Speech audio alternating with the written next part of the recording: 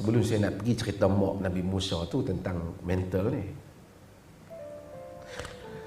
Allah kata dah kat mak Nabi Musa tadi apa? La takhafi wa la tahzani, do not fear, do not grieve, jangan duka cita, jangan takut, jangan duka cita. Dalam hidup ni, kalau Allah mau, semua benda boleh menolong kita. Tak ada orang yang jaga Musa. Tak ada pengawal yang pergi kawal dia daripada tindakan Firaun. Tapi Allah campakkan perasaan sayang di dalam jantung hati isteri Firaun. Dia belum beriman, dia tak beriman. Hatta Nabi Musa belum menjadi nabi, belum menjadi rasul. Tapi Allah campakkan, kalau alam ini berkhidmat, ni the Alchemist, Paulo Coelho kata, kan, konspirasi alam. Dia cakap tentang cinta lah kan, bagaimana alam, universe itu boleh berpakat untuk membawa sesuatu cinta. Tapi maksudnya kalau Allah kehendaki, apa saja boleh menolong kita, walaupun kita tengok sebab musabab sudah tidak ada. Tak ada lagi sebab musabab, yang ada ialah cinta yang dicampakkan dalam dada isteri Firaun. Kita selalu fikir tangible thing, benda that we can touch, we can see. Tapi Allah mentakdirkan sesuatu yang kita tidak melihatnya, tapi ia sesuatu yang sangat bermakna, menyelamatkan Musa. Cinta yang ada di dalam dada isteri Firaun. Quran kata apa setelah itu? Tu ayat saya baca tadi, wa asbaha fuadu ummi Musa farigha, dan jantung hati ibu Nabi Musa itu farigha, menjadi kosong. Jantung hati menjadi kosong. Saya sebut jantung hati pasal saya tak mau pasal terjemah hati, liver, heart, jantung hati. Farigha, became empty, jadi kosong. Perempuan sekalian, kalau kita ada masalah besar, kadang-kadang benda lain kita tak boleh fikir. Quran punya takbir daqiq jiddan, sangat tepat. Dia punya ibarat dia tu very accurate. Perkataan ni pilih kosong. Orang kalau kita rasa kita ada masalah besar, orang cakap kat tepi kita ni, kita tak dengar, kita tak dapat ni. Semua tak duduk dalam jantung, dalam diri kita, melainkan masalah tu saja. Orang buat majlis, jomlah hang sedih gua bawa hang pergi sekian-sekian tempat. Kita tak akan happy pasal benda tu telah memenuhi kita. Semuanya telah kosong. Wa asbaha fuadu ummi Musa farigha, Quran kata. Jadilah jantung hati ibu Musa itu kosong. Kan Quran kata lebih pada tu. Kadat latubdi bihi, hampir dia nak pergi cerita.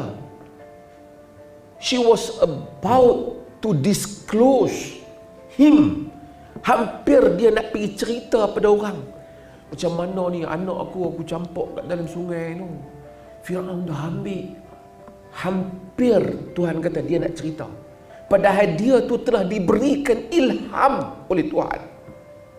Maksudnya sehebat mana iman kita, bila dipukul gelombang masalah, memang kadang-kadang tak keruan kita ni.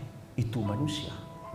Ibu Nabi Musa, Tuhan kata sabar, jangan la takhafi wa la tahzani. Tuhan kata jangan duka cita, jangan takut, jangan duka cita. Tapi bila dia duduk fikir anak sampai ke tangan Firaun, dia nak keluar bagi tahu orang, macam mana masalah aku ni. Hampir tawakal dia kepada Allah tu, macam dia nak terpaksa nak ajak orang juga tolong. Itu masalah. Itulah masalah apabila dia besar duduk dalam kepala diri kita. Quran bagi cerita betul-betul ini. Kadat latubdi bihi laula an rabbatna ala qalbiha litakuna minal mu'minin.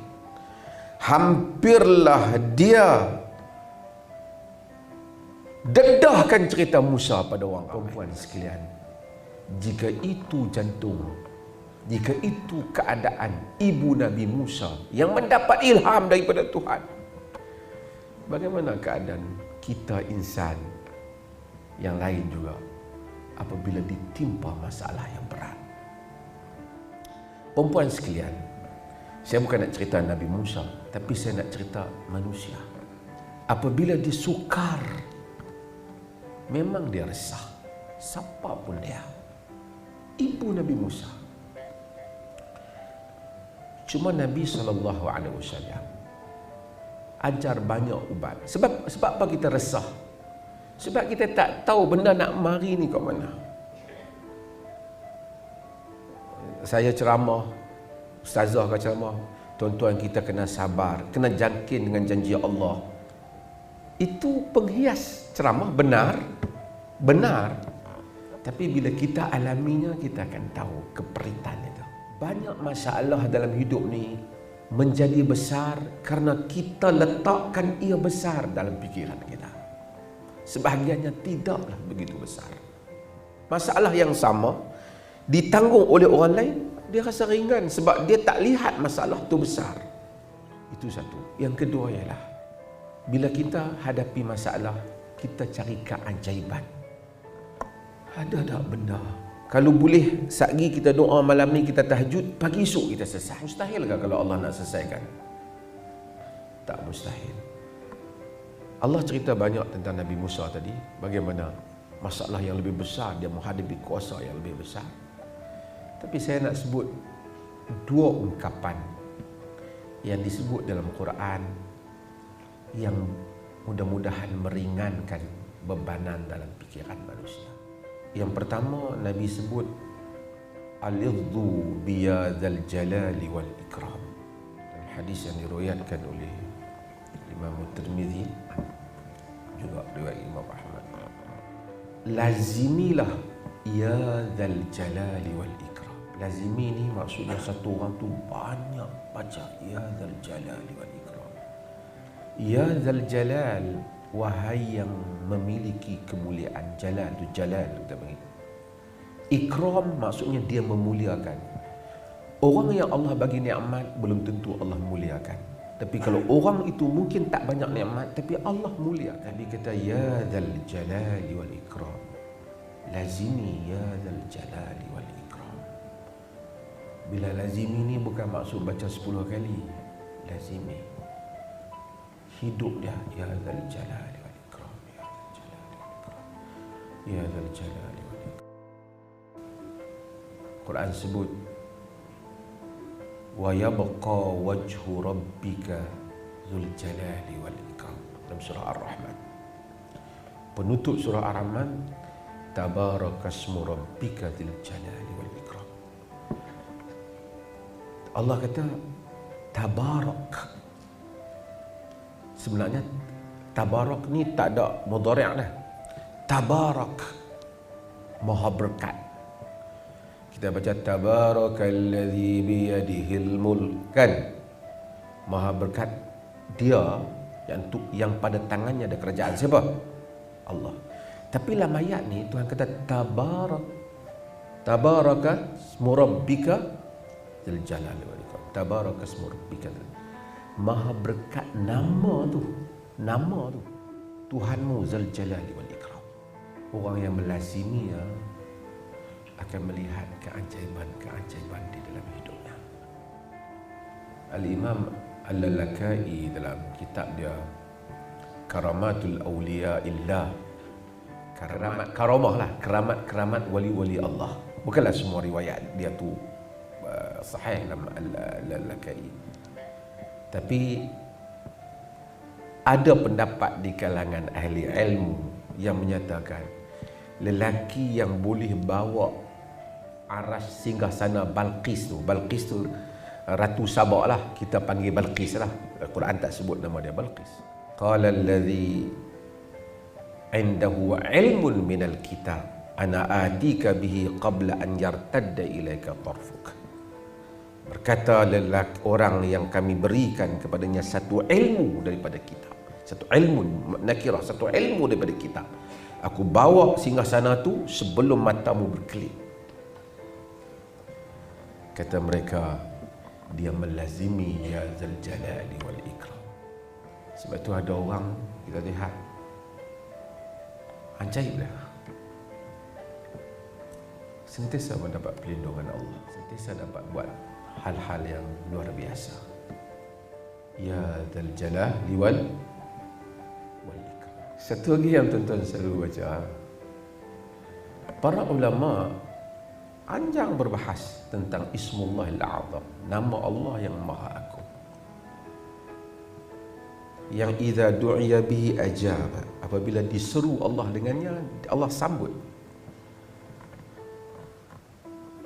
Kan?